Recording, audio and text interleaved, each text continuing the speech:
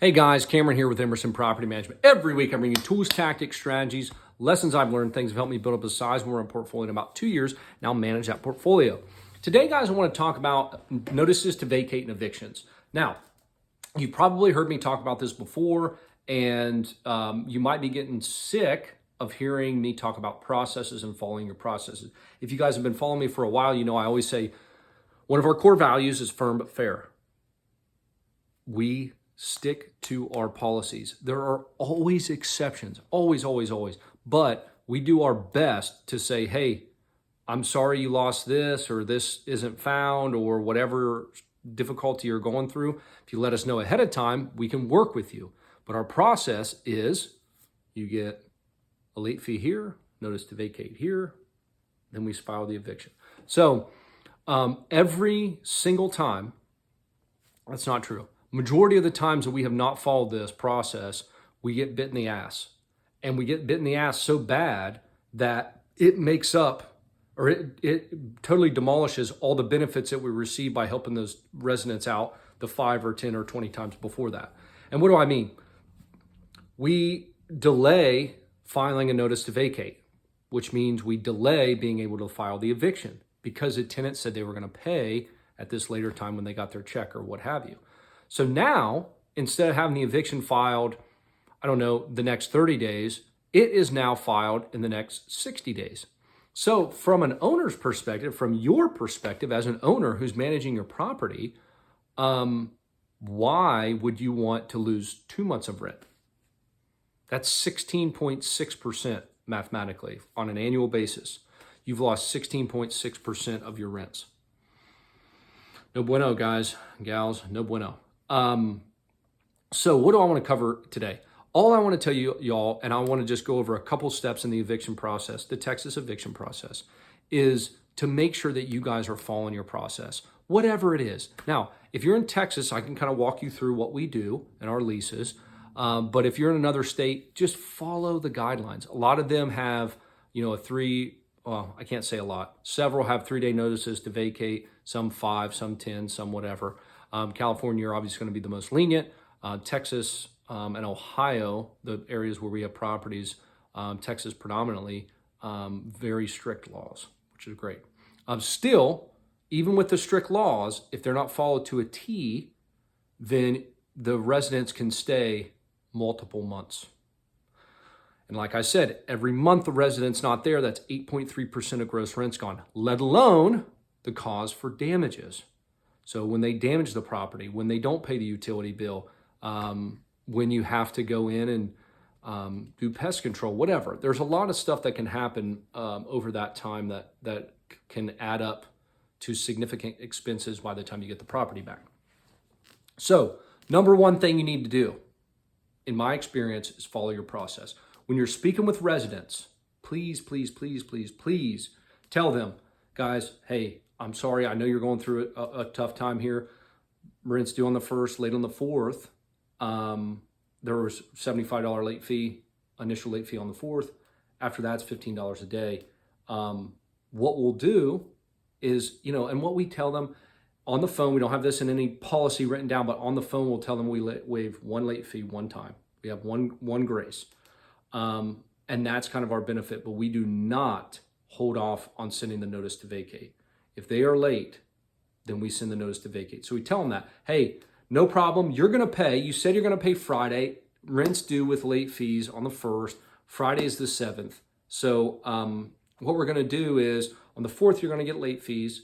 On the 5th, you're going to get you're going to get the notice to vacate sent out. Just as long as you pay everything by the 7th, just forget about the notice to vacate. Don't worry about it. As long as you get everything paid up, but you'll see those charges come in. Oh, well, I thought I could. No, I'm sorry. We can't waive anything. We do have a one-time fee that we can waive for you. So we can waive that $75 initial late fee for you. Oh, okay. Yeah. Okay. Is there anything else? No. That's all I can do for you. I'm sorry. We have to follow the process. My hands are tied with this. And as long as you put it as you blaming the process, and I always say too, guys, we've had some residents who take advantage of this. I know that you're going to pay us. I believe you. I do believe you. But in the instances that something happens And we've had residents take advantage. Everything's delayed. And when everything's delayed, it costs a lot of money and we look bad. I have to do my job. My job is to send the notice to vacate on time. So that's kind of how you structure some of that conversation. And make sure you're transparent with the resident. Don't tell them that you're going to do this and that and not do it. That's not fair. Let them know via the lease and make sure it's highlighted and communicated well so they understand rent is due on the 1st, late on whatever day. So if you guys are curious, excuse me, I've been talking a lot. I gotta wet my whistle.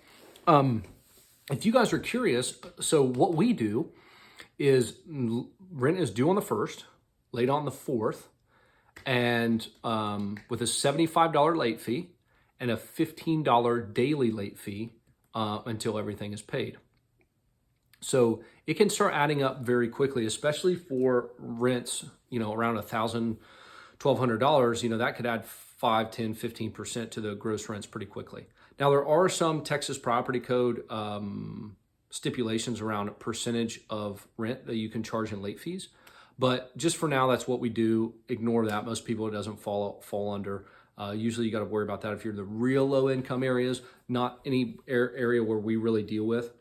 So that's a process. Due on the 1st, late on the 4th with a $75 late fee and a $15 daily late fee thereafter.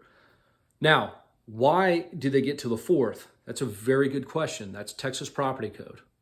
When I first started this back in 15 or 14, 15, you could charge a late fee on the 3rd. They moved that to the 4th. So if you guys are stuck in some of your old leases and you're renewing them and you're still charging on the 3rd, you need to update and let everybody know that now you can only charge late fees. The earliest you can charge late fees is on the 4th. So you have to give them a 3-day grace period. So on the 4th, you can have an initial late fee. So then what we do is we contact the tenants and say, hey, how's it going? What's, rent is late. Obviously, we have an automatic system that puts in the late fee. That's one big benefit to having a property management software, guys. I can tell you right now, it will pay for itself just in the automatic late fees it sends out. Because you don't want to have to be there at 12:01 entering all the late fees and sending the tenant that, hey, this is on your ledger. And because tenants sometimes pay at 12:05, 1 a.m., 2, 3, 4 a.m.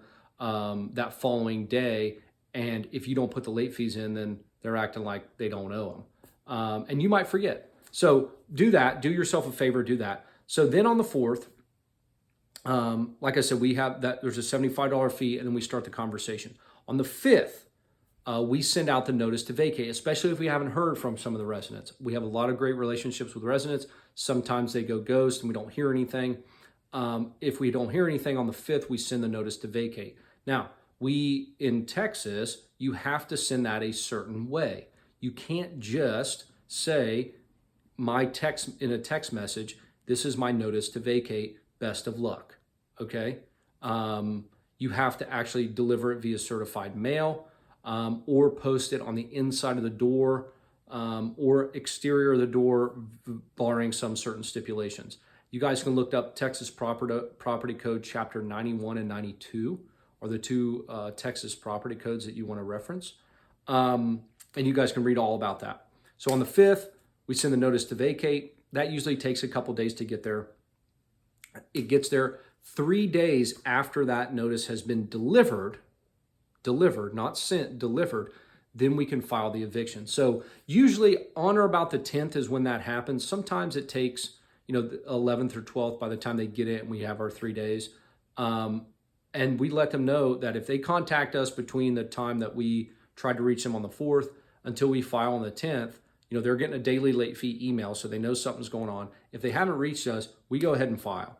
If they do reach us, we just tell them, hey, have everything paid by the 10th, 11th, 12th, whatever, and we won't have to file an eviction. If we do file an eviction, this is something I forgot to mention with the notice to vacate, as soon as we send that notice to vacate, we add that cost of sending that onto their ledger. It's usually about $20 to $30, depending upon how far it is. So we automatically add that to their ledger. So things are starting to get more and more expensive for them as well. So we let them know, hey, we're sending the notice to vacate and you got 3 days to vacate the premises or pay everything or vacate the premises. If you don't, we're going to file the eviction. That's what that notice says. On the notice to vacate, or after that, if they haven't responded, we file the eviction. We let them know if we have to file this eviction, it's going to cost you $200 or $300, whatever there's court costs. Usually it's about $100, $150 to file with the court, and then we have legal fees for that. So there's usually a couple $100. It's all in about $500. So really, on the 10th at 10 a.m., if we don't have it or whatever date it is, it's 3 days after the notice, 10th, 11th, 12th, whatever it is, at 10 a.m., if we don't have it, we gotta file, which means we're gonna add about $500 to your ledger. And if you don't pay that until before the hearing that we get from the eviction court, then we're gonna have to take you to eviction court and see you there. So typically that tells it tenants, these guys aren't messing around. I'm gonna try to get it paid best I can before the eviction, before they file the eviction. And we're very clear with these timelines. Like I said, it's not fair to say the 10th and go on the 9th or whatever like that. We're very honest with them. Hey, 10 a.m. if we don't have it, we're filing. So the tenant knows that every day that they wait, it's getting more and more expensive for them. And oh my God, these guys aren't messing around. Once we file the eviction, a constable goes and actually delivers it, or they have a delivery system that they deliver the official paperwork from the court. That usually lets them know that we're dead serious. So if they didn't think so before, now they know. Then they have a court date. Again, we go through that whole process of going to court. Then the judge rules one way or another, possession, what have you.